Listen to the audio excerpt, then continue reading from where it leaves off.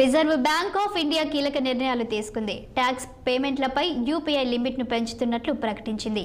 అంతకుముందు UPI tax payments పరిమితి 1,00,000గా ఉండగా ఇప్పుడు దీనిని ఒకేసారి 5 లక్షలకు పెంచుతున్నట్లు తెలిపింది. ఇకపై ట్యాక్స్ చెల్లించేవారు 5 లక్షల వరకు ఎలాంటి ఇబ్బంది లేకుండా యూపీఐతోనే చేయవచ్చని తెలిపింది. దీనికి ఎలాంటి అదనపు ఛార్జీలు పడవని, చెల్లింపులను డెబిట్ లేదంటే క్రెడిట్ కార్డులతో చేస్తే మాత్రం కొంత ఛార్జ్ పడుతుందని ఆర్బీఐ క్లారిటీ ఇచ్చింది.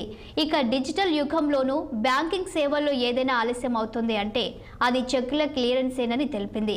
ఎవరైనా తమ పేరు మీద చెక్కు ఇస్తే దాన్ని నగదు రూపంలో మార్చుకోవడానికి ప్రస్తుతం 2-3 రోజుల సమయం పడుతుంది. ఇతర మార్గాల్లో వెంటనే నగదు లభిస్తున్న ఈ రోజుల్లో చెక్కులు మాత్రం రోజులు గడువు తీసుకుంటున్న వేళ reserve bank of India cheque clearance పై దృష్టి సారించింది. కొన్ని గంటల్లోనే చెక్ క్లియరెన్స్ జరిగేలా సంబంధిత ప్రక్రియలో కీలక మార్పును ప్రకటించింది.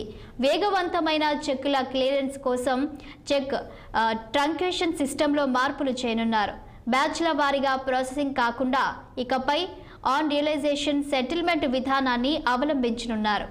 బ్యాంకు పని గంటల చెక్కును స్కాన్ చేసి ప్రజెంట్ చేసి కొన్ని గంటల్లోనే పాస్ చేయాల్సి ఉంటుంది. దీంతో కొన్ని గంటల్లోనే చెక్కు క్లియరెన్స్ పూర్తి కానుందని ఆర్బీఐ తెలిపింది.